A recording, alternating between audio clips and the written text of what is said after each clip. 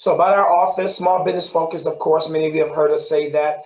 We like to educate and inspire entrepreneurs and startup and small businesses. So in case you're on this call today and you don't even have a business, because we're the Office of Economic and Small Business Development, we even have entrepreneurship programs where we can help you start your business. We're about promoting jobs and business growth here in our county. And we're actually a service agency in Broward County. We work through purchasing to work with all the county agencies to assure, based on the ordinance, the Business Opportunity Act of 2012, as recently amended, May 2018, that small business can participate in county procurement.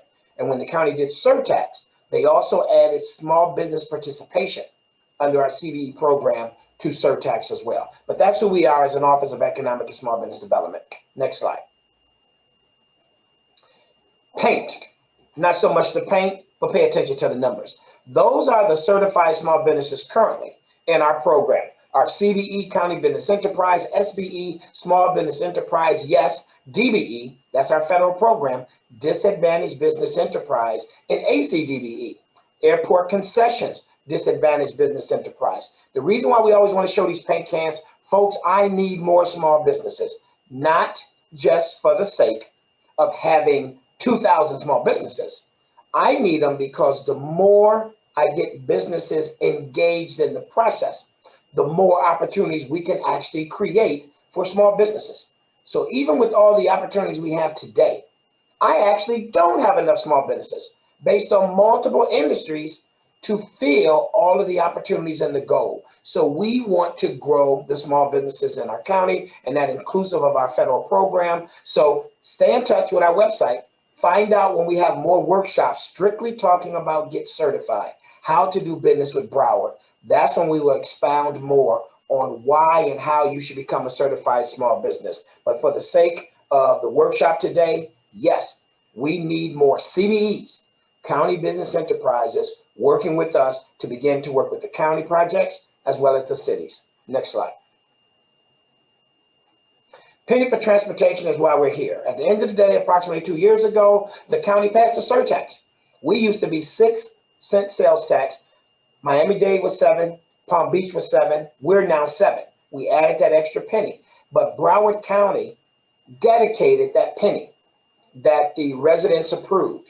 That penny is going to generate about $355 million a year, every year for about 30 years. But that dedicated penny can only be spent on transportation operations, transportation services, infrastructure, including projects in our cities, and the future of rail for Broward County.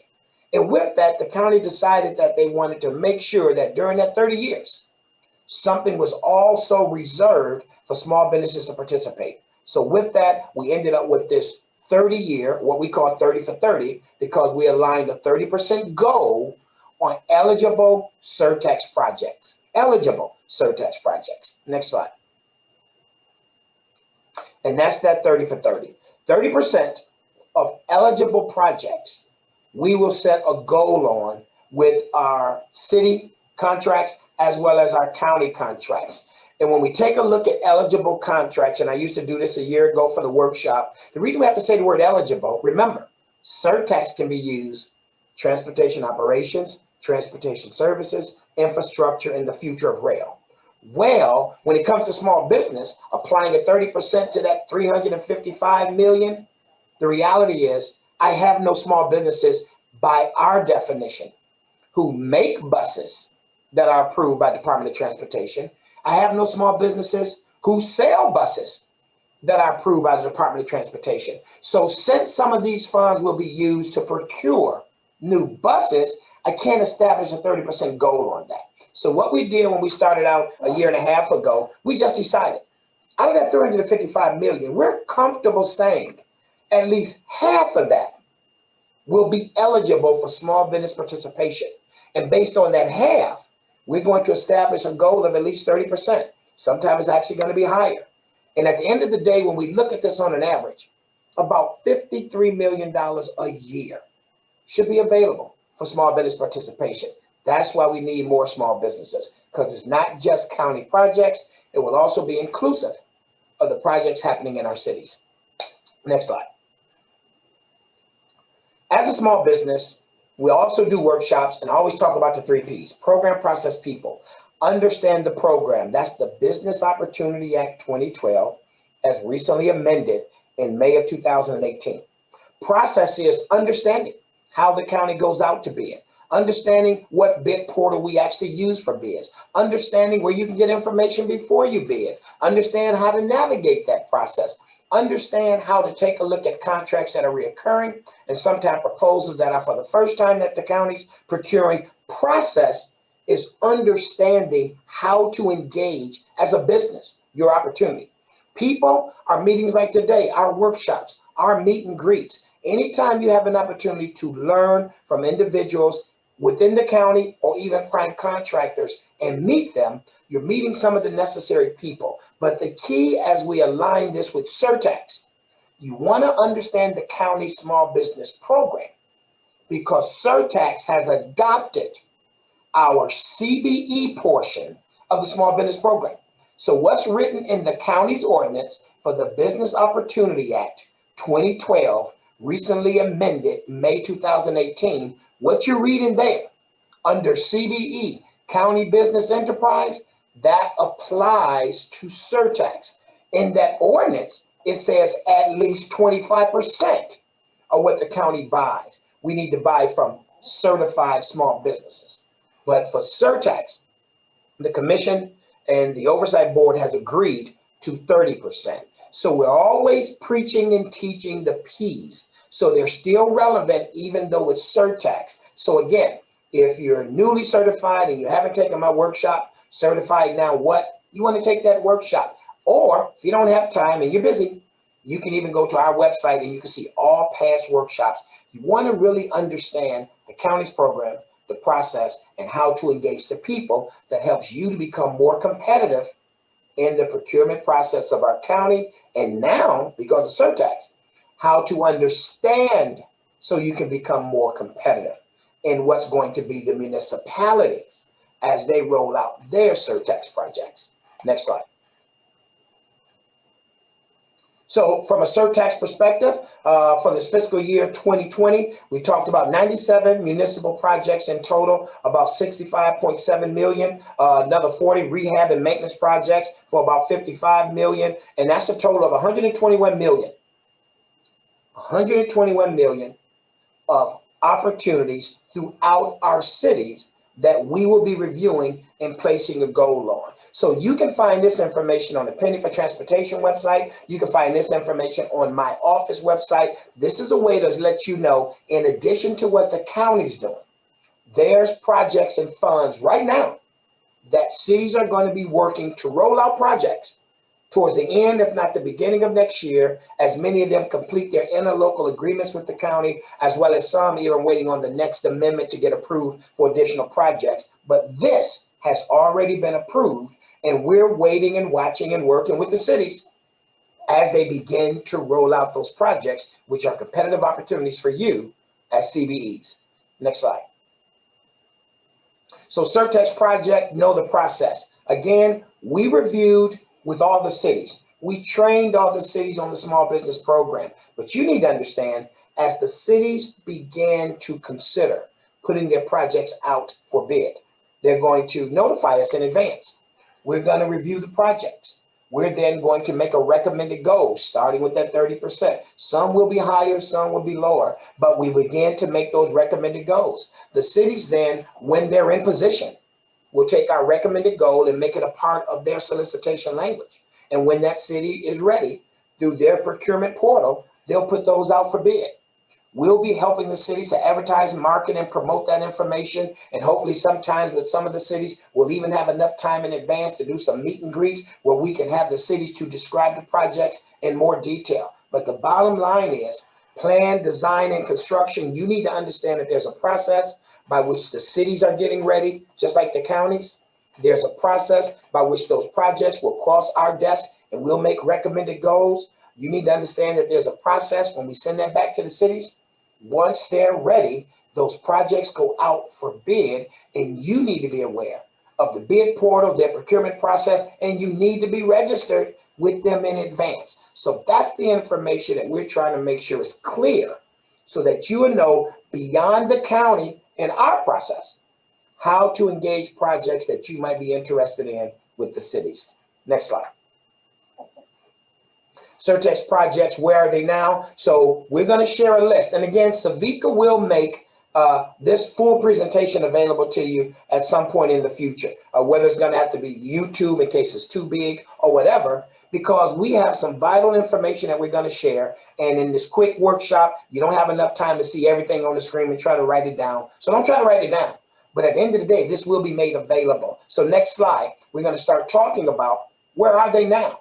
So from a county's perspective, we have a list of projects, the project status, the award amount, the goal, or if we set a goal as a county, and the eligible project amount based on that goal being established, and the project amount based on the CBE. So this is information that you're going to be able to find, whether it's through our website or whether Savika takes you to a link where you can have access to this. But this is about active projects. As we get it, as we review it, as we send a recommendation back to the county agencies, as they roll it out, these are things that if you stay in touch with us, you can know in advance. And some you're going to see projects as they're rolling out. You have the information before they ever hit the street for the bid. Next slide. Just some more projects that the agencies are going through. And again, what's key is the project status. You'll understand if it's under consideration or if it's out for solicitation. And again, those are the ones that help you to understand I need to go check that bid site, or at the end of the day, it's under consideration. So that means Mr. McDonald's office might be reviewing it right now, or they may have at least set the goal. The project still has not been bid yet, so I have time.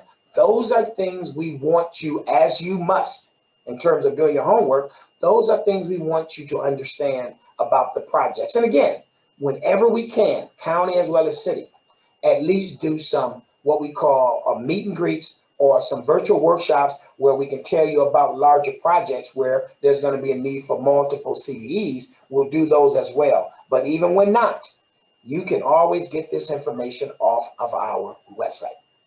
Next slide. And again, just some more projects as a listing that's going on in the county and with different county agencies. And again, keep in mind, like the one project online, I think that is 26. We're also going to let you know that's one that we talked about off and on since before the summer when we did these workshops. That one now has already went to conclusion and been awarded. So we're going to be able to take you through the process. And just for some of my listeners who are repeaters in these workshops, I'm also tracking from the summer of 2019 when we started those initial projects and brought some of these projects to the table. We're not only tracking the projects, I'm also tracking which of my small businesses are really paying attention, doing their homework, and at least going after some of these projects. And that I can do because Surtax started with the county projects. We're really just getting into the throes of the municipal projects. So I'm hoping you really are paying attention to the last Surtax meeting, this Surtax meeting, and certainly the next one Savika is going to set up, because we're actually going to bring some of the cities in. But from the last one to this one and the next one, we are going to focus on some more city projects where you have info in advance. So by the time the city tells you it's going out for bid in 2 weeks, you should already be ready. You shouldn't be talking about getting ready. Again, if you go back and look at the previous Surtax workshops, you'll see where we had some of this information from the inception. And you'll see where it then showed what the next status was, out for bid, bids awarded. So again, our job is to make sure we're giving you information and what's helpful to you as soon as possible. Next slide. And so from a county's perspective, 30 county Surtax funded projects have been reviewed. County projects. Award estimates about $209 million. Eligible projects based on what's eligible. Remember, small business, not everything, what's eligible, about $100 million. And of that, $27 million, which is about 33%, is reserved or available for CBEs on 30 projects, county projects, reviewed to date. There's going to be much more, but for the list that we just looked at for the last 3 or 4 pages, this is a culmination of what we've been reviewing. about 30 county Surtax projects with a goal of averaging about 33%. But that means for those projects you just got through looking, there's at least $27 million worth of small business opportunities right now. Next slide. And similar to what we did with the county, we're also doing the same with our municipalities. The municipalities are working real good with us. They're sharing information because, again, in understanding the process, we have to review their proposed contract or their proposed opportunity for procurement. We're only reviewing that to align the goal, to make sure that the goal is reasonable. And again, some goals extend beyond 30. You see a 40 over there. You see several 40s. You even see one that says 16. You said 2. Because at the end of the day, in working with the cities as partners, the objective is to get a 30% goal. But if there's not enough supportive activity, subcontracting activity, we're not going to fake it. But sometimes there's more than enough based on what we're reading. So a 30 might end up being a 40 or 45. But the objective is to certainly try to achieve the 30. Next slide. And some more as of December 4th, the staff had went back. These are projects from the cities that we're currently reviewing that are going to eventually be rolling out as cities begin to move those process forwards. And you'll see the goals, some 30s, some 35s, some 40s. You'll even see where there's no goal. And again, those 250,000 or less, because I'm following the ordinance and we're not reserving anything, those will actually have no goals. So again, this information, similar to the county, though these are cities, will also be available on our website or through the link that Savika will tell you about probably at the end. Next slide. And again, just a list of other projects. And please note, we have the cities. So you might be deciding, well, you know, I'm a small business, I only got about 4 employees, and I know I got to work on my business as well as in my business. So since I don't have time to sit at a computer all day, every day, it might behoove me to go through this list one day, but I'm just going to identify 2 or 3 cities I want to focus on, because I might be a one man or woman shop with a few employees. So I don't have time, Mr. McDonald, for 31 cities, full of bids, full of opportunities. Maybe I need to focus on 2 or 3. That's the key of us making sure we're telling you which cities, which projects, which scopes, which dollar amount, which goal, to help you decide which ones you actually want to go after. And of course, you want to start with those that sound like you, that feel like you in your business. And again, you then need to create that relationship so you understand everything, but from the procurement perspective of the cities, all the way to which bid portal they actually use, all the way to what the expectancy is for that city. Next slide. And again, just more projects that we're taking a look at through all of our cities. And again, this will be made available for you. Next slide. And similar to the county, to date, as of, and Savika, you and I can check that date. It says September 11th up there. I think it's more recent than that. But we're talking about 44 municipal surtax funded projects reviewed for over $91 million. Eligible of that 91, 88, and the projects based on goals at almost 30 million. Almost 30 million of those dollars are available for our CBEs. So with that being the case, you want to make sure you understand exactly where we are with these city projects and begin to learn more about how they'll roll out. And that's going to be the next workshop early next year that Savika is going to be bringing you. And again, hopefully, we're even going to bring 2 or 3 of our city partners on to talk about project specific. But these are the slides you want to know so you can begin to track those and identify which ones might suit you in your business in a competitive manner so you can go after those bids. Next slide.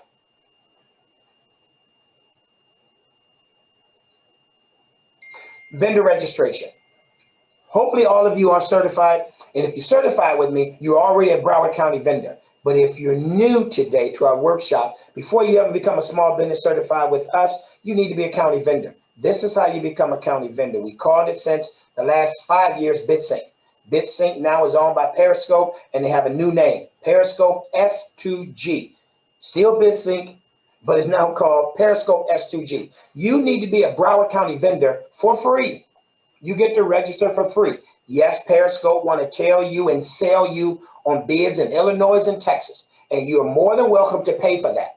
But if you want to know about Broward County bids, you can register to become a Broward County vendor on that same site for free. So please go to that site, read those instructions if you're not registered, and become a Broward County vendor. That's how you get access to Broward County bids. You don't get access to Broward County bids by following my emails or my newsletter.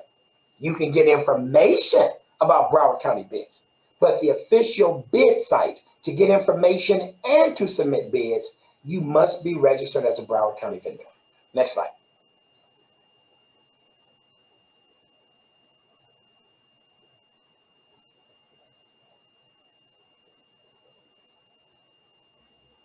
Next slide, Tamika.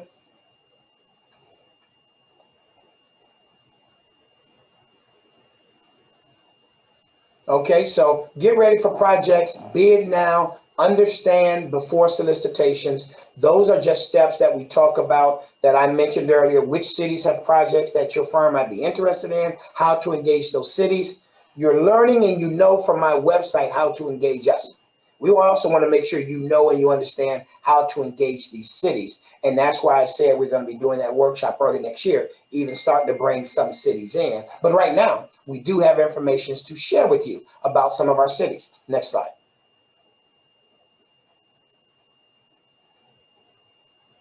So getting to know this is the list of our municipalities and their bid platforms.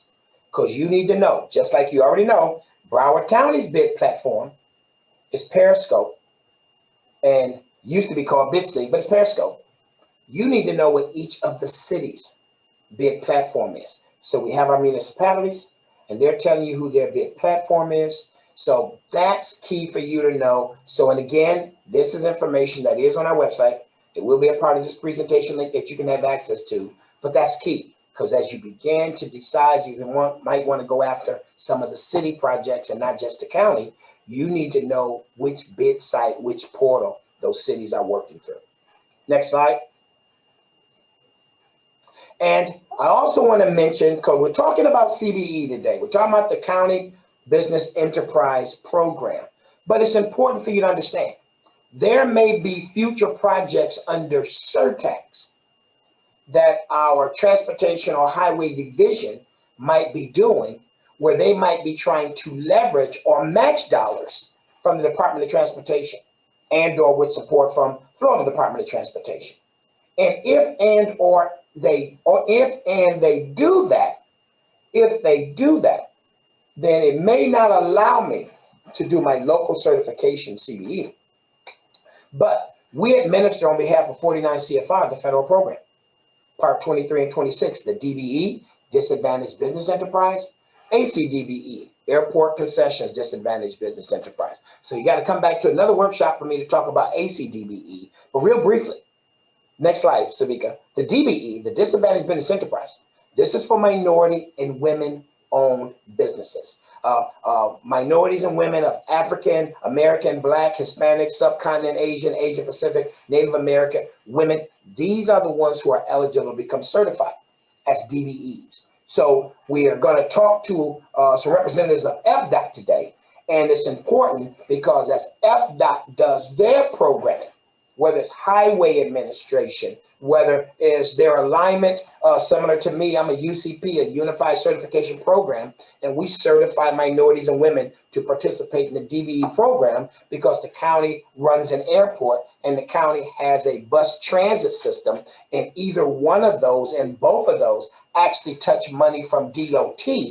So I have to administer the federal program and use a methodology by determining what goal or what percentage of participation those projects will be inclusive of DBEs. So again, we just want you to be aware that if you are a minority or a woman, in addition to the local program, though we're talking Surtax today, I need you to be aware that we do administer this federal program, and there are opportunities to not only becoming a DBE, but to be participating in some of the upcoming projects at the airport, as well as with our transit. So I just wanted to make sure we introduce the DBE aspect to you because the next guest is representing FDOT. Next slide, if I'm on the mark. Oh, I'm not on the mark. I'm almost on the mark. So this slide is letting you know from that perspective of FDOT, what opportunities right now, this minute, would align with pre-qualifications. One of my guests is going to talk to you about FDOT and pre-qualifications. And again, I just described, when it comes to our federal program, it makes sense that you're not only certified, but that also you might want to take the steps to get pre-qualified for FDOT opportunities. There are also projects that the county does that it behooves you to be pre-qualified in advance based on some of the activities and some of the subcontracting opportunities they're going to have available. So we did want to put up this slide because this slide was to show you these are actual projects, construction, planning, and design, who at the end of the day would be requiring pre-qualification, for some of the best opportunities. So that slide is there. Next slide. And with that, I will now turn you over to Mr. Watson, who will tell you some more, not only about himself, but the opportunities in terms of pre-qualification. And then Mr. Watson will also, after he's done, introduce you to Zach, who will also share some more about the programming. But again, I'll come back to you after those two gentlemen are done. But right now, Mr. Watson, turning it over to you, sir. Thank you. Thank you very much, Sandy. Great information. You're a hard act to follow, I think. Again, a lot of stuff going on there, and really appreciate what you guys are doing for all the small businesses and disadvantaged businesses down your way. As was mentioned before, my name is Terry Watson. I'm the state DBE program coordinator for Florida Department of Transportation. In a little bit, I'll introduce toward the end of the information I give out to you, I'll introduce one of my cohorts here in the Department of Transportation in the construction office, Mr. Zach Wigginton. But one of the things I want to make sure that in this short amount of time, I'll try and hit a lot of information. And as was said before, if you have questions, there'll be opportunities for you to be able to ask some questions at the end, and then even reach out to us afterwards. And then I think Savika will also be sending information out to folks, so if requested. So again, if I go too fast, you can't write it all down, don't worry about that. The main thing is we'll make sure the information gets to you. I'll start out and just talk a little bit about our DBE program, which Sandy started getting into towards the end of his presentation, and then talk a little bit about pre-qualification on the professional services side, and then Zach will handle pre-qualification on the construction side. DBE program, for Florida, FDOT's DBE program is a race neutral program. We've actually, in the state of Florida, we've been race neutral since 2000. We've had a race neutral program. Difference between a race neutral and a race conscious program. A race conscious program sets goals on individual contracts. A race neutral program believes that through the normal competitive process, we will be able to achieve our goal, our DBE goal. And so there aren't goals on individual projects. There's an overall goal. And again, we put a lot of emphasis on that and on achieving that throughout the state with the contractors and consultants that do work here in the state, and the many districts that we have. FDOT is divided up into 8 districts. District 1 is a Bartow area. District 2 is the Jacksonville area. District 3 is the Panhandle, West Coast Panhandle area. District 4 is Fort Lauderdale area. District 5 is Orlando area. District 6 is Miami-Dade area. District 7 is the Tampa area. And District 8, if you want to call it that, is actually the Turnpike, which runs all the way through from north through south. But each of those districts and the district secretaries and the staffs in those districts are all very committed to making sure that we're doing everything we can to meet our DBE goal, again, through the normal competitive process. and thus far we've been able to do that. I'll just give you a couple of quick numbers. Last year, federal fiscal year 2019-2020, our DBE goal is 10.65%, and it is 10.65% for the next 3 years. It was the past previous 3, and for the next 3, we went through our methodology and we're approved for a 10.65% goal again. But for DOT, both federal and state projects, even though we report our federal projects to FHWA and we track those for FHWA as part of our federal DBE program, we actually look at all of our projects here at DOT, trying to make sure they're meeting and that we're meeting that 10.65% DBE utilization aspirational goal, or that's our actual goal, making sure that we're reaching that. And we kind of place that over all of our projects. So all of our contractors and consultants look at all the projects, whether they're federally funded or state funded. And so last year, out of about $6.1 billion of projects last federal fiscal year, 2019-2020, we had commitments of about $768 million to DBEs.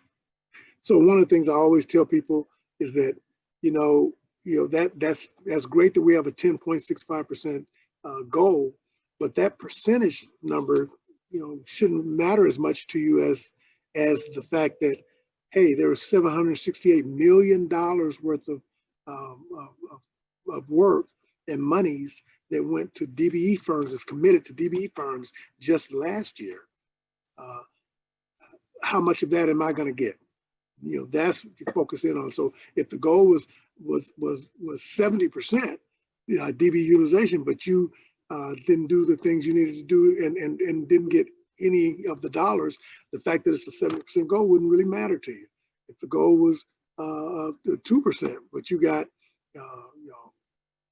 $200 or $300 million worth of work in DBE, then the 2% wouldn't matter to you. Again, I try and always break it down as I talk to our business owners and say, hey, let's look at what you need to do and how you need to position yourself to be able to participate in all this money that is committed to DBEs. Get your piece of that pie. That's a lot of money and a lot of pie. One of the things that we also look at from the standpoint of our DBE program is the fact that we do a lot of support for our certified DBEs. And one of the things you'll hear us talking about a lot too is the fact that certification is not pre-qualification. Again, with Zach and I here today talking about that end of it a little bit, you'll be able to see that difference. If you're certified, that doesn't necessarily mean you're pre-qualified. Certification, as Sandy mentioned, is a DB certification is a federal program. And so we follow 49 CFR Part 26 in that certifying of companies and in reporting of those dollars that are going to DB firms.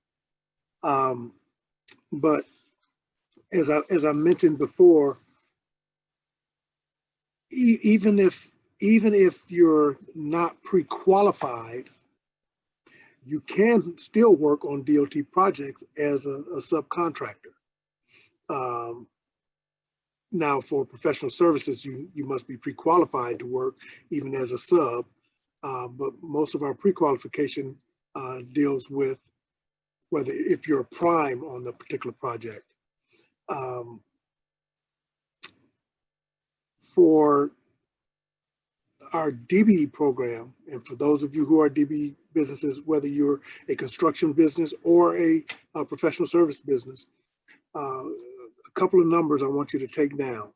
Again, that information will show up and we're recording this, but a couple of numbers I want to make sure that you're aware of. There are support service providers for us. CEI, which is Construction Estimating Institute, 800-423-7058. They are our, they actually handle our support services contract for DBEs. You have to be DBE certified at no charge, then get help from them in building your business any way you want, whatever you need. If you need back office help, if you need help estimating and sharpening your pencil, if you need help identifying what the projects are at DOT that you can go after based on what it is you do. If you need help in marketing your business, if you need help in anything that will grow your business, helping to do your loan paperwork if you're trying to go to a bank to get loans, they can help with that. They also run a program that is funded through our state dollars, the Construction Management Development Program and Bond Guarantee Program. Some of you maybe have gone through that program. They run those classes throughout the state. And what those are is actually classroom settings that teach you how to do work with DOT, things that you need to do to participate on DOT projects. Again, going over construction accounting, going over estimating, going over identifying projects on our website. You know, DOT, we're very transparent. We put everything out there. You go on the DOT website, you can find out pretty much anything you want to about a particular project or about what's going on at DOT. But the sad fact of that is, because we are so transparent and we put everything out there, there's a lot of information. And sometimes folks need some help in navigating that. So that's something that actually CEI and their folks can help you do. In getting certified, if you're not a DBE yet and you want to get DBE certified, part of what they do under that contract, under the support service contract, is assist you with some of your paperwork, at least checking over it to make sure it's complete. So then as you turn it in to our certification specialists here in central office, they go through that paperwork and go through the process to get you certified as a DBE, along with our certifying partners.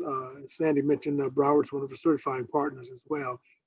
All of those partners, certifying partners, have said, hey, we'll follow 49 CFR Part 26 to certify DBEs. And then all of the other members of the UCP, they have said, anybody that the certifying partners certify, we will see them as DBE. And we know that they're actually certified DBEs, and they go into a directory. So CEI can help make that part happen if you're not a DBE already. Last support group that we have is, we call them the council, but it's the Florida State Minority Supplier Development Council and Area Business Group partnering together to handle our specialized development program.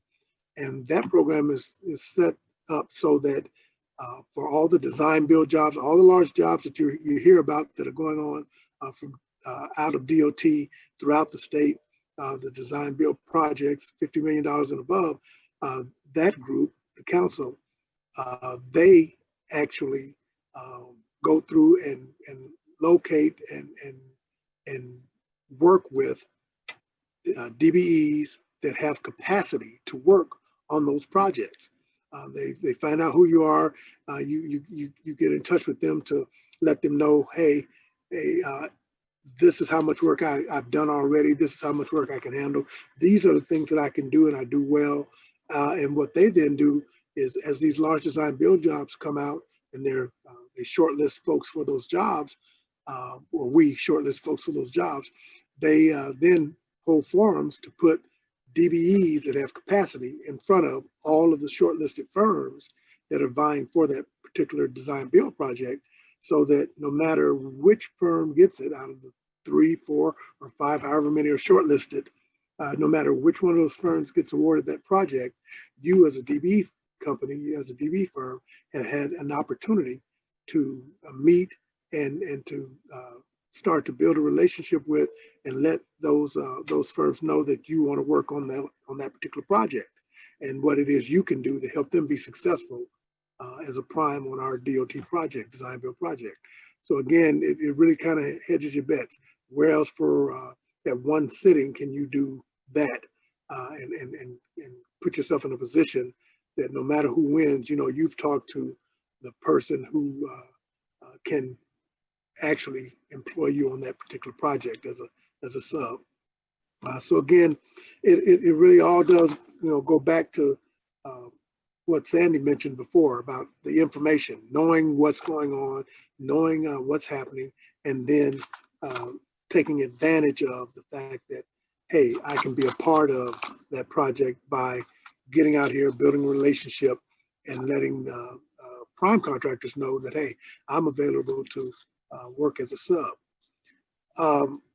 I think what I'll do real quickly here now is I'll go into a little bit. There's some slides that we put together for pre-qualification on the consultant side. Thank you, Savika. If you go in, and even if you just go and Google FDOT pre-qual info, what'll pop up are different links that you can pull. And if you pull up the one for pre-qualification for professional services, you'll actually see that there are links on their site, on the procurement site, that tell you what you need to do to be pre-qualified as a professional service firm. One of the things that I mentioned earlier is for our professional service contracts, our consultant contracts, you have to be pre-qualified to work on those, anything over $250,000 to work on those, whether you're a sub or a prime. Again, that's not the same as with the construction, but for professional services, you do. You can also, if you're doing roadway and bridge work, if you're doing any public transportation work, construction work, as a professional service firm, you have to go through that pre-qualification. Next slide, please. Again, there's an application there. You can go in, you pull up the application. I'm not going to try and read through all of that. You can, there are quick links that if you have specific questions about what it is you're looking at as you go through that application, there are quick links that you can choose to give you more information on that and what you need to do as you go through filling those out. Next slide. This next slide is probably the even more important, if it's the one I think it is. Yep, it's it goes through and it gives you a checklist of all the things that you need to have on your application and have covered to make sure that you have a complete application for pre-qualification. And that's very important. I think one of the things that people end up finding out is, you go through, if you fill out the applications, if there's something that doesn't apply or you leave stuff blank, then what happens is it's not a complete application and there's nothing that can be done with it, both on pre-qualification side and on a when we're going through and doing certifications. If the application is not complete, if there are questions not answered completely, then that starts that back and forth where more information has to be retrieved. And so that is what usually takes more time for people to get certified or pre-qualified and lengthens out that process. But again, by utilizing on the construction side our support services folks to help make sure your application is complete, and by utilizing the checklist here on pre-qualification side for professional services, then that can help you make sure that you have a complete application and can help minimize the amount of time it takes for that process to happen for you. One of the important things on professional services for pre-qualification, you'll notice that there's an overhead audit needed.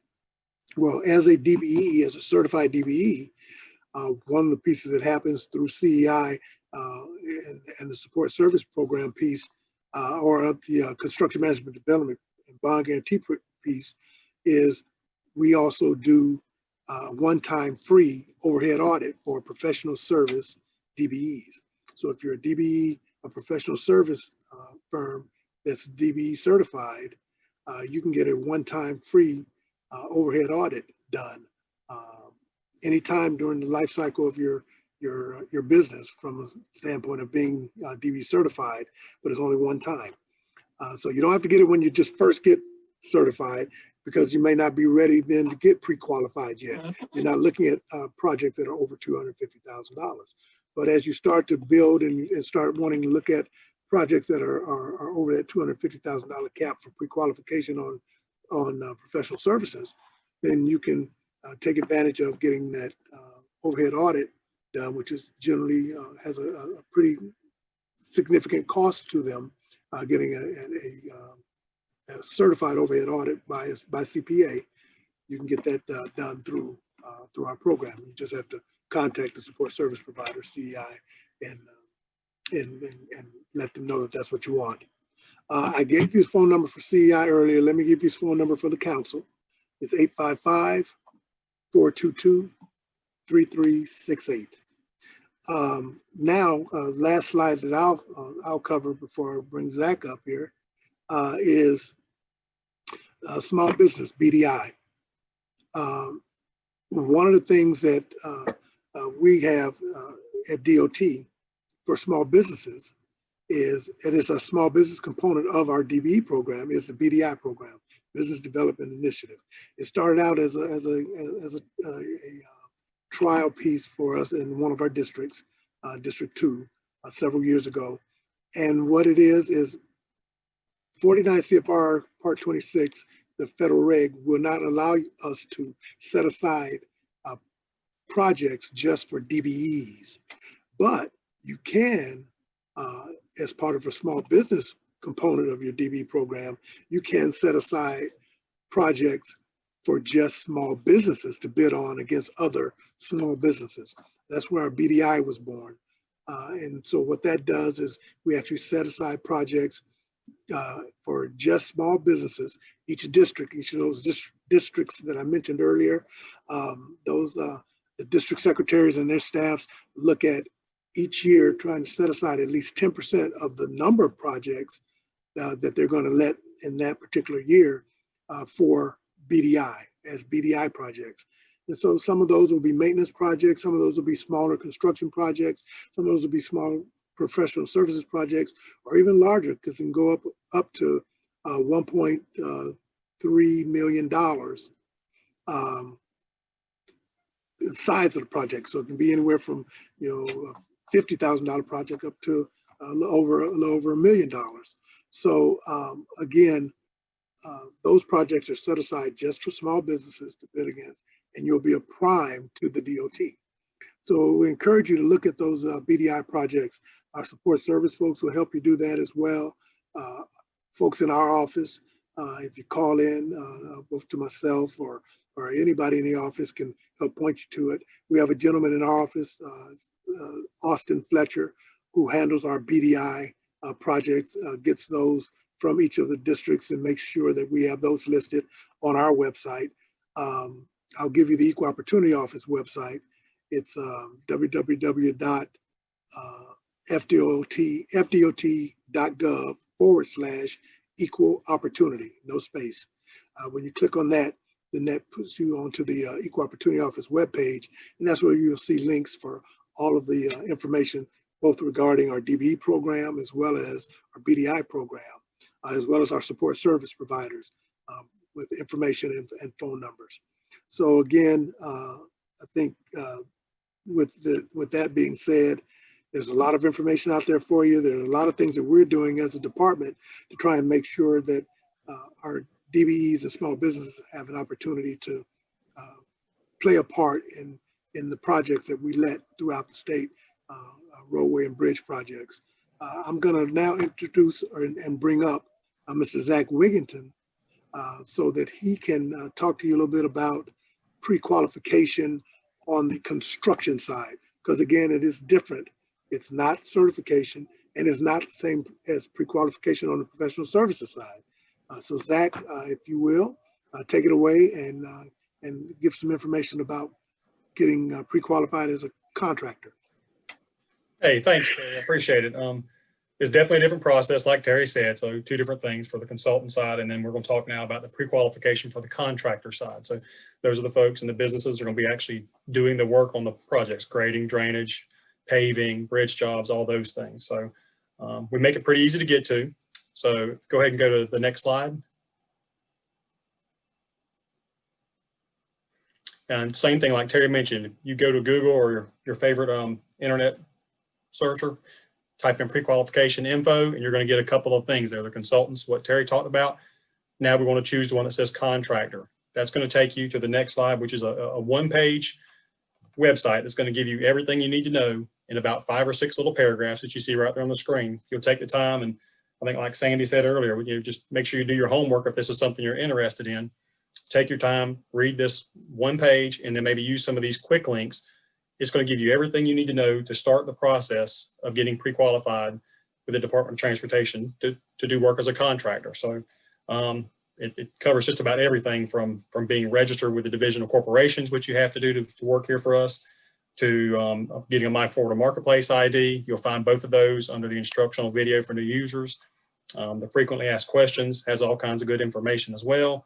And then I would encourage everybody to watch the new bidders orientation, which is a little 40 slide page there, the 40 slideshow pages to tell you everything from how to order plans, proposals, specs, download those things, how to get the My Florida Marketplace ID if you haven't already done that.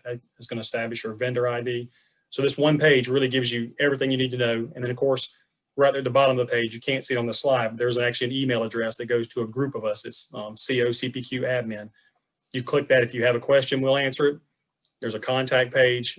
It's on the contracts administration page with phone numbers for folks and tells you what each one of those personnel do. So if you can get to this one page here that you'll have in this slideshow to get to, it's going to tell you just about everything you need to know to get started with that process. So next slide. Now I'm going to go over right now. These are the 5 or 6 little bullets here that really cover what we're after to get you pre-qualified to work for the Department of Transportation. And as I understand it, some other counties and municipalities also use our pre-qual. So it can help you in those areas as well. But we're going to talk today specifically about what you need to get pre-qualified with us. And we're talking about what you would do if you're going to work on a DOT contract. So the pre-qualification process is for projects like Terry mentioned in excess of $250,000. We cannot require it for jobs less than that. That's Florida law. This is all required by Chapter 337.14 of Florida statutes. It's an annual process. So this process, you're going to renew this each year. So each year we're going to get this information from you to make sure your company's still in good standing, is good financially. You still have employees, you have the equipment, all the things you need. We went all electronic with this application back in 2007. So no one has to run in and get something time stamped anymore. We have an electronic system that knows you submitted everything on time. It knows when we're editing the application, so you can't, make any more changes. If we send the application back to you, we can't change anything while you're doing it. That way we don't, walk over each other's data. Everything's always tightened up and a good process. So the biggest things you have to provide are right here. So the applicants must provide. The first thing, and this is the thing that some companies already do and some may not, but financial statements. And they have to either be audited, a fully audited statement, or reviewed statement. And they have to be done by a certified public accountant. And they have to be submitted to us through the electronic application within 4 months of your fiscal year end date. So if your fiscal year end date was December 31st, 2020, you would have to submit that application to us by April 30th, 2021. That gives you time to get your statements done, to get them submitted. It's giving us time to look at them, review them, and we're going to answer those. Once you get those statements to us and to get a whole application to us, we have to finish it within 30 days by law, but that's once the application is complete. So the difference between audited and reviewed. So there is a difference, as I understand it, from the CPAs and the cost of those. Fully audited statements mean that your company, if you get pre-qualified, you can bid on any job up to your established maximum capacity rating if you have the work classes that correspond to that job. If you do a reviewed statement, which is something we started doing in 2012, reviewed statements, as I understand it, are a little bit cheaper. Then you can bid on a DOT job based up to $1 million, and that's based on our budgeted estimate, not your bid. So if the estimated budget was $900,000, you could bid it. If it was a $1.1 million, you couldn't bid it with a reviewed statement. You could with a fully audited statement, as long as you had the capacity to do such. The next thing you'll need to make sure that you have, again, all these are requirements, is at least 2 letters of recommendation from agencies with a direct knowledge of your company's ability and performance on transportation-related road and bridge construction projects. We base all of our pre-qual off your company's experience in performing work on transportation-related projects. So those are what we do. We don't do vertical construction. If we do, we would require a general contractor's permit or a license, say if we build a new rest area. But for everything else, we're going to do your experience in working on road and bridge construction projects. So if you've got experience doing sidewalks and right of way and working on sidewalks or doing things like that, that's the work class you would ask for. If you've done paving work, you would ask for that work class. If you've done bridge work, those are the classes you would focus on.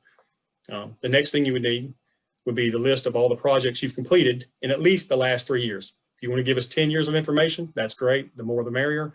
We'll certainly review all that, but at least the last 3 years. And you're going to put a description of the work that you performed on those jobs in there. You're going to put the dollar amount of work that you did on the job, and you're going to list owner contact information so we can follow up. We'll call those owners, say, hey, this is what they said they did. They'll confirm that. That's great. We know you have experience performing that work. We want you to perform that work for us. The next thing you'll provide is a list of all your current work underway. That's all the work that your company currently has, whether it's as a prime contractor or a subcontractor, and regardless of the location of the work, whether it's in Florida, Georgia, California, another country, you just list all your work underway. Again, there's a column. We have templates in the application for this. You put the dollar amount, the type of work you're doing, and who you're doing it for, and whether it's as a prime or a sub. That way we can look at the information, verify it, see that you have that experience. That helps us move forward with the application. The next thing you want to do, and this is also very important, the resumes of all your staff at a superintendent level or higher. So that's the owners of the company, any of your officers, all your superintendents, and we don't ask for anything lower than that, but superintendent level or higher. And when you do that, make sure they take some time on those resumes to include the specific projects they've worked on that relate to road and bridge construction. Detail that experience in the resume. Provide owner contact information for the specific projects if you have it. That way we can go back, look at that information, verify it, call folks, say, okay, not only do they have experience as a company, their staff is bringing a lot of expertise, and they've been around for 20 or 30 years, even if the company's only been around for 5. That shows us that you got good people, you got a good company, your finances are in good shape, you're ready to go to work for the Department of Transportation. So if you put that in there, if you want to put in there that you like walking on the beach, that's great too, but make sure you give us some real specific information on the work you've done as it relates to what we're doing, transportation projects. And then finally, make sure you include a list of equipment, including the make, model, and description. We're going to look at that equipment to make sure that you can do the type of work that you're asking for. So if you ask for pavement markings, but we don't see that you have the lane liners and the thermo equipment and all the things we need to do permanent pavement markings, well, then we couldn't give you that work class because you don't have the equipment to perform the work if you were awarded the job today. So those are the main things in the application. Again, if you go back, we read that one web page, make sure you have your My Florida Marketplace, make sure you've gone through, you're registered with the divisional corporations, all those things. You then go back to this slide, and on that same page we had, there's a checklist with all the required documents. So you're going to see, and you can just check them off one at a time as you meet. Okay, here's my affidavit. Here's my equipment list. If you go through all those, you're going to be submitting a really good application up front. We have a CPA in-house who will review your financial statements.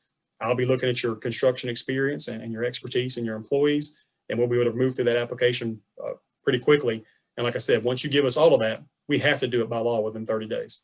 So real quick, so for those of you who aren't pre-qualified, and maybe you're not ready just yet to get pre-qualified, Terry mentioned this briefly, pre-qualification is not required to bid on construction contracts that are less than $250,000. As long as you're registered with division of corporations, you could potentially bid on those today.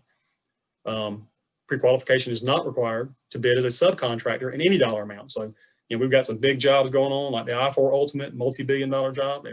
If you want to go work on that job, if the prime contractor hires you on that job as a subcontractor, they're entering a contract with you. You can do that today, and you can bid on maintenance projects. We cannot require pre-qualification for maintenance projects. That's in Florida Statute 337. So you can potentially bid on those today. I believe they have a experience form that you fill out, but you do not have to be pre-qualified to bid on maintenance contracts. I went back and looked, the January 2020 letting, we had at least 15 contracts that were either less than $250,000 or were designated, like Terry mentioned, as a business development initiative job, a BDI job. We don't require pre-qual for those either. So there are opportunities every month for folks that aren't pre-qualified yet. And that is a great way to get the experience that we're looking for to become pre-qualified. So there are opportunities out there now. I would encourage you to keep track of all our monthly advertisements and the letting results. Those 2 web links will take you to the ads each month. Both Tallahassee Central Office and each of the 8 districts that Terry mentioned all have advertisements. And then you can also look at the results. So if you wanted to be a subcontractor to one of our primes, go look at the results 2 days after that they're posted. You'll see the prime. You can go to our webpage, look up their name. We'll have a phone number and address. If they're in that area, it's in your area, you can call them and see if there's opportunities for you to do work for them. Finally, we have some frequently asked questions. Now, these are answered, I think, on the website as well, but I'm going to run through these real quick for you. So what is FDOT pre-qualification? It's simply the process by which we determine that you are a company that we're going to issue a certificate to bid on. That certificate to bid is going to allow you to bid on construction contracts, either up to $1 million if you have a reviewed financial statement, or up to your maximum capacity rating if you do a fully audited statement. So it's pre-qualification is just the process to determine you're an eligible bidder for FDOT construction contracts. The second one of the benefits of having the pre-qualification, well, first, you could then bid on jobs over $250,000 with us. It shows that you've been vetted, that you have good financial status, that you're willing to do work and you can do work for DOT.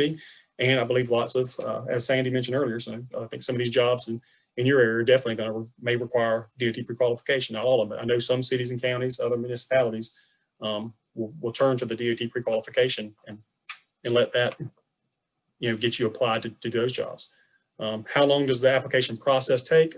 Some of that depends on the application you turn in. If you do your homework, you've read those frequently asked questions, you've gone through the checklist, you provided the information.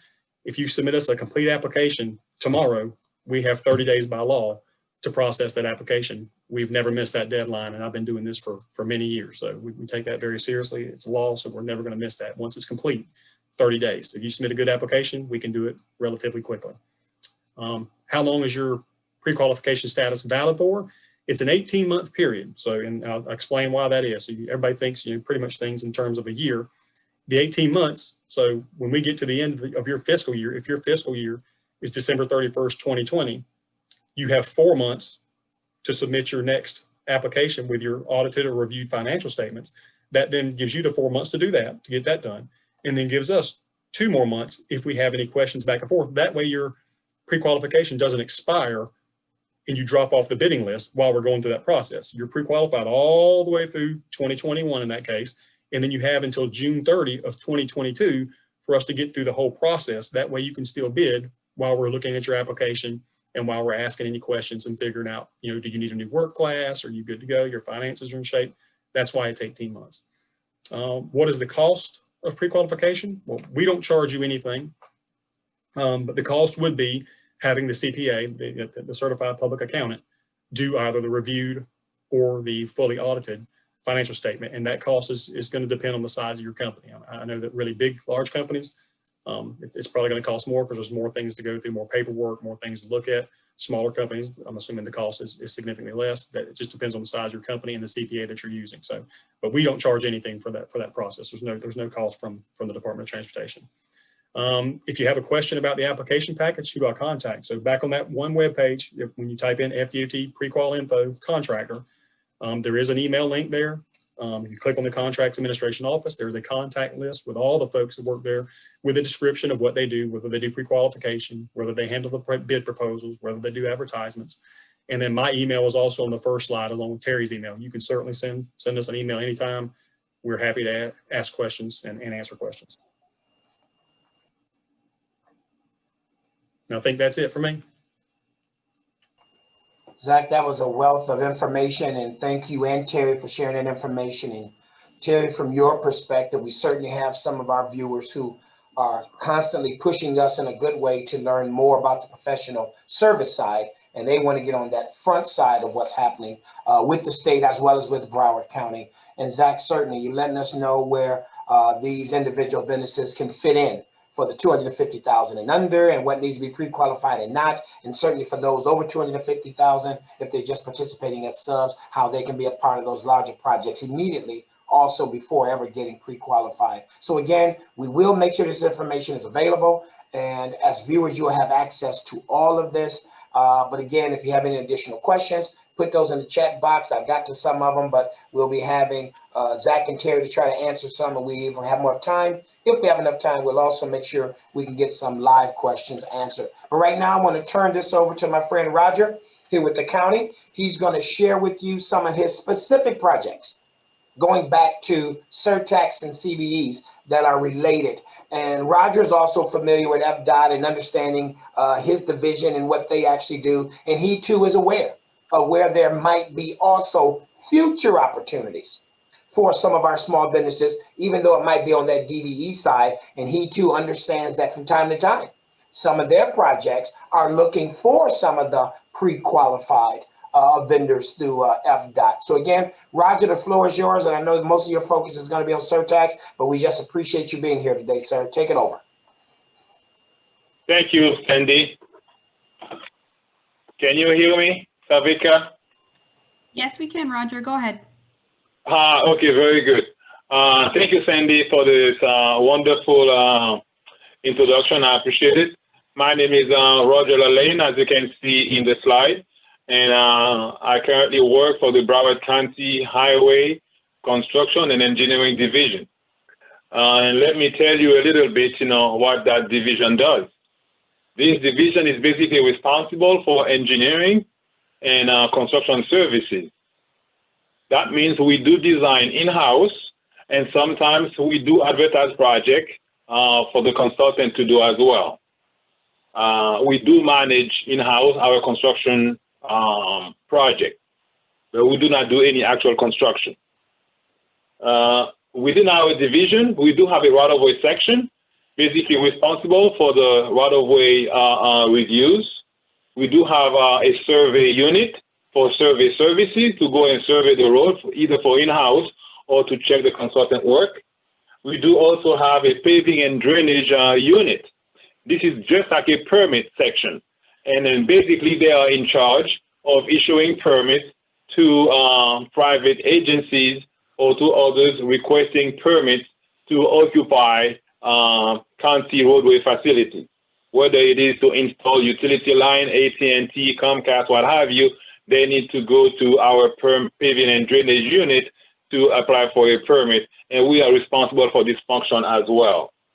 We do also have a platting unit in charge of platting requirements, and this platting unit works together with others, with the municipalities, with our land development unit, our planning unit, in platting issues regarding new development or land use or what have you.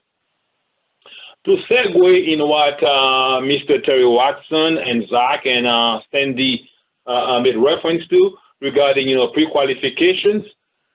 Thank you, Savika. Regarding pre-qualifications, we at the county as well, we do use the sub-consultants, with FDOT pre-qualifications. And for professional services, that means, working on highway design, whether it's to do the design, siding and pavement marking, lighting, landscape irrigation. FDOT's got some professional services qualification. If you are not familiar with this, FDOT got the threes. They have, for instance, 3.1, 3.2, 3.3. Like 3.1, this is for a subconsultant, a CBE who is interested in doing minor roadway design services. 3.2 would be if you want to do a fairly complex roadway design work. And if you want to do kind of like, interchange design, or most complicated roadway project, then you would have to receive the qualification of a 3.3. The most common one is basically 3.1 for our subconsultant. And also like the sign and pavement marking, these are the 7.1. And if you want to do sign and pavement marking as professional services, and if you want to do signalization, I think it's either 7.2 or 7.3. And as well, if you want to do traffic study, you need to have pre-qualification on a 6.1 or 6.2 if you are interested in doing traffic. So as I go through the slide, to the next slide, then you will see the project that's going to be advertised by the county, and then you can correlate that pre-qualification with the type of work that's going to be advertised, and then you can basically match your interest to those. Our first slide in here is adaptive signal control design.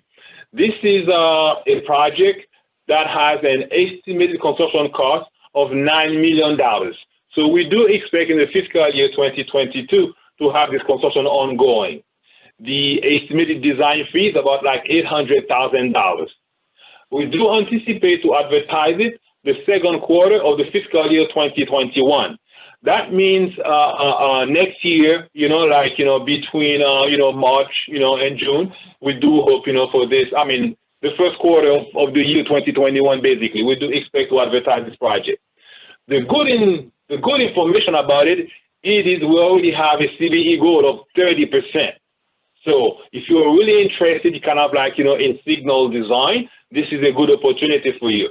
Then this project is funded with Surtax dollars. And this project location is at 3 locations. It is on Broward Boulevard from State Road 7 to US 1, on University Drive from Sunrise Boulevard to Sterling Road, as well as Miramar Parkway from Southwest 184th Avenue to Monarch Lake Boulevard. As you can see in that slide, this is a pretty significant project, with a design fee of $800,000 and then a 30% CBE goal.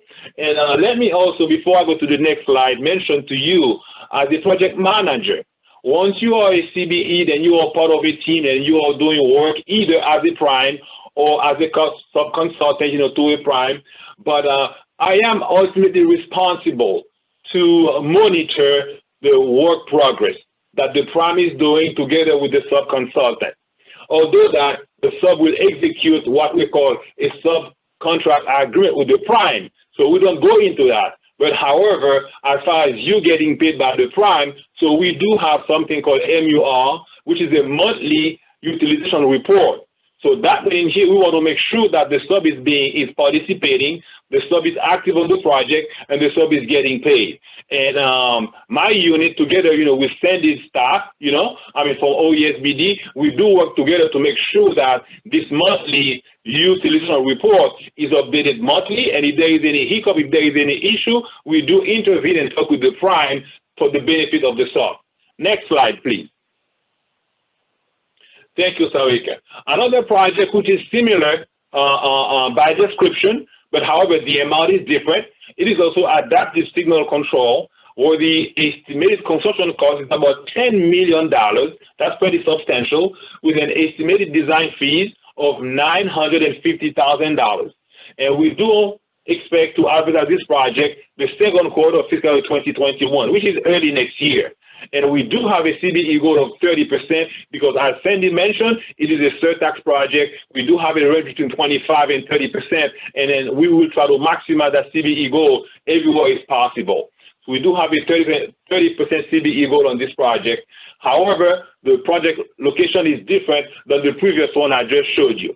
This is on Hillsborough Boulevard from Military Trail to A1A, on State Road 7, from Loxahatchee Road to Atlantic Boulevard, and on Sunrise Boulevard from State Road 7 to A1A. And this sub, it depends upon your location. Sometimes it's very good information where where we are looking at the project, where the project is located. Then you can balance, your needs. You can say, well, I'm going to go after that work because this is where my office is, or I'm interested in that area because I really know it real good. I've done some marketing there, and I've done some project there, So that's why, we do provide this information too. Not only the cost of the project and the time it's going to be advertised, but we do tell you the project location as well. Next slide, please. Next we have in here is a project on West Hillsborough Boulevard, where we have the construction cost is estimated to be around $6 million with an estimated design fees of $570,000. Again, you can see that we have a robust work program because we are looking forward to advertise this job too, second quarter of fiscal year 2021. Right now, for your information, we are in the first quarter of this fiscal year. The second quarter will be between January and March, of next year. So we do expect to advertise this project. So this is the time right now to do some homework, to try to team up or to try to analyze, what's going to come forward and try to see, to put your resources together to go after them. We do have a CBE goal of 30% because it's a Surtax project. And this job entails the complete street with addition of bicycle lanes, lighting, landscaping, and irrigation. Again, you as a sub, if you do have the FDOT pre-qualification, you are allowed to go after this job on your own. Or you can team up with a prime, by providing, some services, such as either landscape, either irrigation, either lighting, as well as you can participate also in the roadway design if you have, as I mentioned before, the pre-qualification, like 3.1. That means you can do minor roadway design, which is not very complicated. That means, we're not doing major widening, we don't have major earthwork. You know, we don't have a bridge, you know, design. It's merely kind of like, you know, some shoulder addition or widening the lane, you know, sufficiently to add bicycle lane. You know, this kind of work in nature requires 3.1 pre-qualification. So there is a lot of opportunities there. Again, this project is located from Loxahatchee Road to State Road 7. It is a Surtax project. Next, please. Thank you. Here we have a county-wide intersection study. We do expect to advertise it the second quarter of this fiscal year, which is early next year. And those fees are approximately $2.6 million. We do have a CBE vote of 30%. This one here is for those interested in doing, you know, traffic study, you know, intersection study. And then, you know, as part of this project, we do expect, you know, the selected firm to do a ranking of county intersections. That means every intersection, you know, is suitable for a certain type of improvement, depending upon the needs. So basically, this scope will be for the consultant, you know, to study the intersection and recommend to the county, you know, what is the most critical issue that we need to do there, whether or not, you know, we need to do some improvements such as, you know, capacity improvement, whether or not we have some visibility issue. So we do expect, you know, as this county-wide intersection study, the selected firm will rank the priorities of the intersection, and also what are the feasibilities and benefit cost ratio analysis for that particular intersection that they can recommend. Again, this is a Surtax funded project. Next intersection, please. Next slide. This one here is on Sheridan Street improvement. This one here is different than the one that I have shown you before. This is a design build project. So that means it's not a design bid build. So it's two different things. A design based build, we will select the consultant to do the design, and then the county will put it out to bid, and the contractor will go ahead and present the low bid, and the lowest bidder would be selected. But this one is different. This one is a design build for this is all together, all in one. That means the selected firm will be responsible not only to do the design, but will be responsible to do the construction as well. It's a bit more complicated, but it does offer a lot of opportunities, you know, for CBE participation. This job in here, the construction estimate is about like $23 million. We do expect to advertise it the fourth quarter of 2021, which is next year. However, the good information is that it's got a 30% CBE goal, and the fourth quarter of fiscal year 21 is not that far away for this robust, for this big project. This is the time right now that as a CBE certified, you can just start, you know, gather more information about the project if you try to be part of a team. And it is perfectly normal and legal that a sub-consultant is part of separate teams. It is okay. There is nothing against that.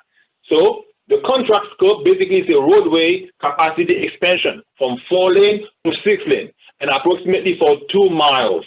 This project is located on Sheridan Street from Northwest 148th Avenue to Flamengo Road. It is a Surtax funded project.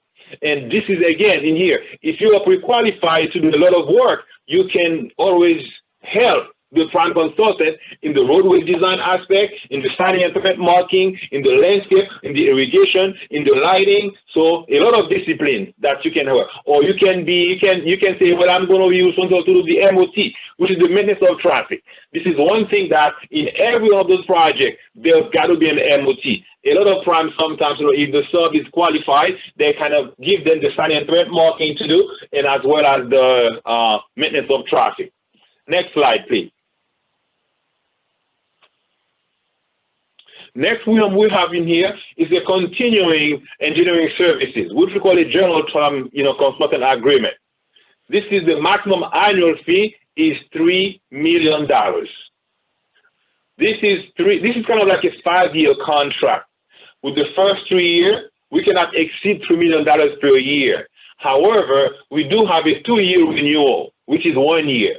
Why we do it this way? So we do give, the selected firm a chance of 3 years. If they do show very good, if they do good work, and they work really well, with the county, and they are meeting schedule, and they are delivering the product, the product, and we are very happy with their deliverable.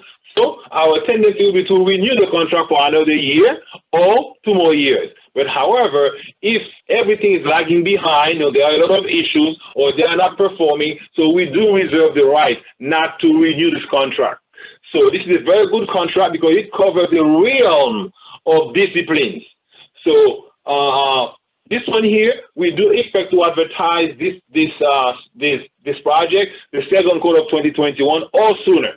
That means, it's good to know. But the CBE goal will be determined soon.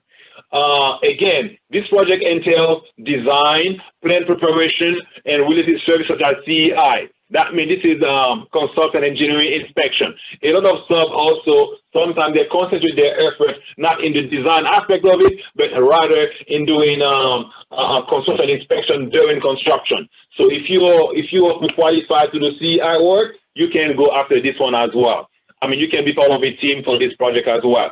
This one is county-wide. That means it covers all the 31 municipalities, within the county.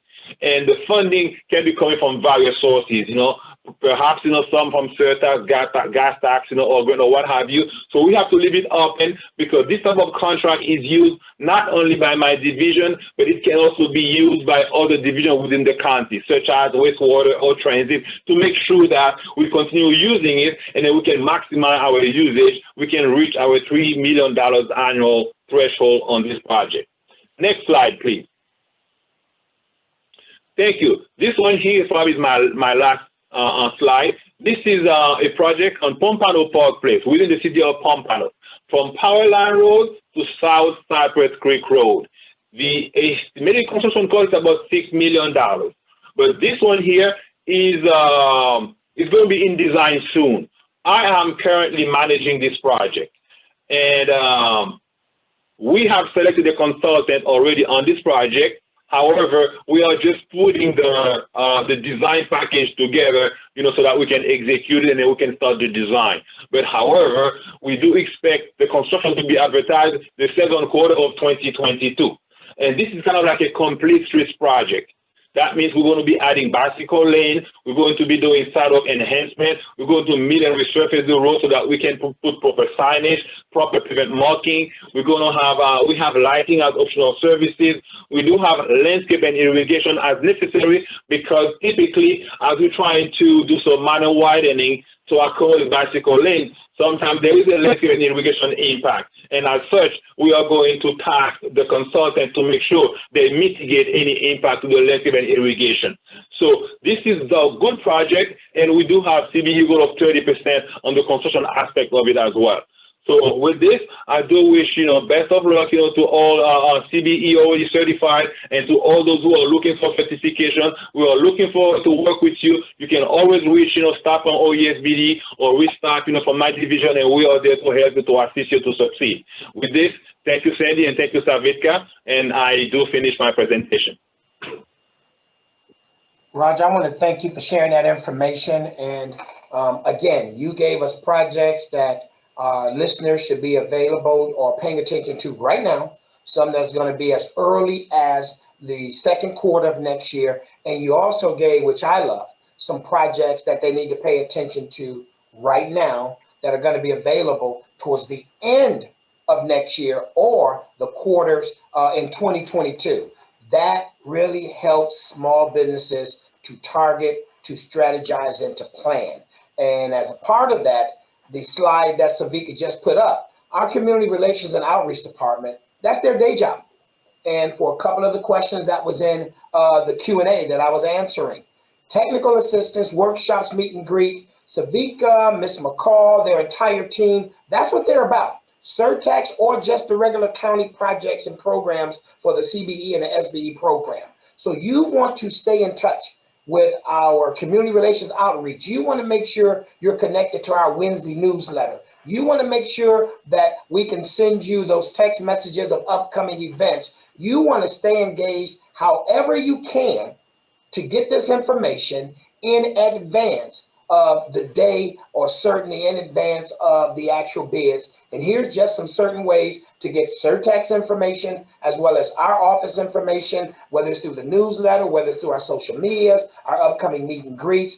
Our job, similar to what you heard from Terry and Zach, is to get you in front of this information, to make sure you know where to go get it so that you, once again, can prepare and do your homework to be competitive. Here's ways from our office to stay connected with us. We are trying to catch up with what you're doing out here in social media, from Twitter to YouTube to Facebook. Again, you want to make sure that you can link to get my BAW, my business assistance weekly newsletter. We're still old fashioned. If you got a call, if you got a question, call the office, 954-357-6400. But we also understand that you're busy, so we try to make sure we push as much information as possible out to you, that we give you information and very user-friendly and legible means and social media means by which you're not reading long letters and long lists. Again, the workshops might sound like that. All those slides might look like that, but there's other ways of getting that information that is much quicker and to the point. And these are the ways and the mediums that we're using to do so. So again, we want to thank you for joining us today. Again, we got to most of those questions. We'll make sure that we can get those other few questions that I saw out there. Terry, someone also wanted to know from your information where they could get some of those projects or some of the slides that you and Zach had talked about. So we want to make sure that we at least give you guys link again so folks can see those contacts. But is there a website or something, Terry or Zach, where they, of course, can go and learn more about those projects with FDOT? Yes, for the BDI project, Sandy, if they go onto the FDOT website that I gave, www.fdot.gov/equal opportunity. And on that link, that takes you to the equal opportunity page. And on that page, there are links on the left side there. We break down DBE, Business Development Initiative. There's links off of that page that take you to the BDI jobs that are available in each of the districts. So all of that can come right off of that one fdot.gov/equal opportunity. And once you get on that equal opportunity page, you can go everywhere. That's good to know. And we will post that as well, folks, that fdot.gov/equal opportunity. We'll make sure we put that on our website as well, so you'll have access to exactly what Terry was just sharing. But again, we want to thank you for joining us today. Terry, Zach, seriously, thank you guys, man, for joining us and sharing that information.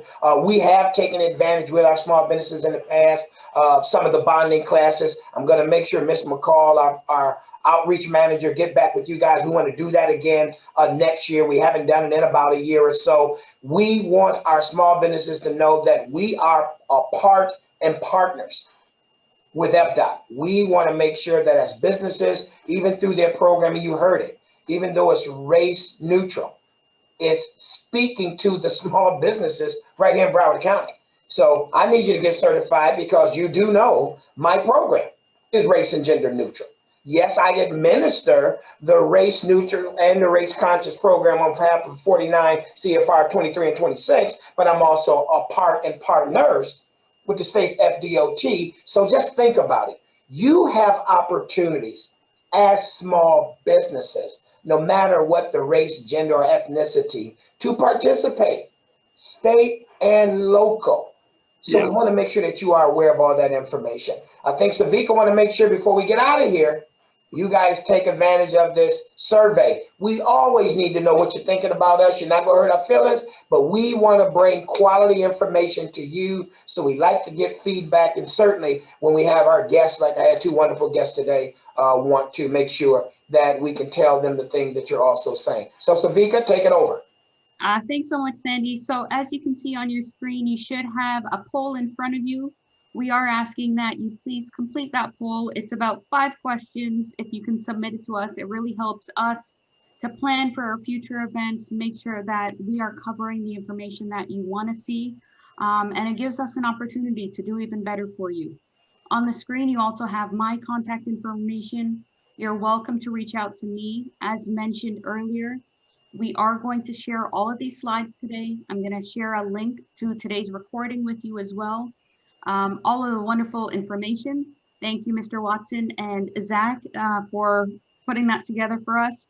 I'm going to roll up the phone numbers as well. I think some of our attendees wanted the phone numbers that you shared earlier today. So I'm going to put all of that together. Give me 48 hours or so to put that together for you guys, and you should receive that via email. For any other questions related to Surtax, Surtax projects, anything you want, please, I'm your contact. Feel free to reach out to me and our office. So thank you again. Please answer my 5 survey questions. I really need you. And again, Terry, Zach, thank you guys both. Oh, you're very Anytime. welcome. You're very welcome. Hey, and everybody out there, if you don't take advantage of Savika and Sandy, shame on you, because they're fighting for you. Take advantage of what they're doing. And again, thank you both for allowing Zach to be a part of this. Terry, I really appreciate that. And you reminded me something before Tamika's boss killed me. Hey, if you're still listening, we did have some technical difficulties last night for the CARES grant, small business and nonprofit. So due to that, right now, this minute, the CARES grant application portal is open. The program is going to be extended, so you can still apply for the $5,000, $10,000, and $15,000 grants till Monday at midnight. It was supposed to close last night, had some technical difficulties. We opened it back up today. It'll be open tomorrow. It'll be open Saturday. It'll be open Monday till midnight. Technical difficulties or not, it's federal funds. I'll have to close it at midnight on Monday, the 14th. But right now, if you missed out last night, go after those grants. Grants, you ain't got to pay it back. This is money to help some of the small businesses that are struggling due to COVID. So again, thank you for joining us today. Really appreciate it. Thank you all. Very nice meeting you, Zach and Terry. Thank you, everyone. You too. Thanks. You too. Thank you. All right.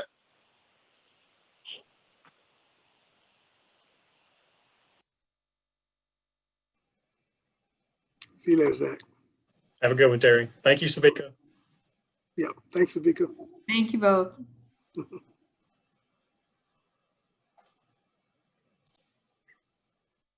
Good job, Savika. Take care. Thanks, Roger. Have a great one. Okay, you too. Bye-bye.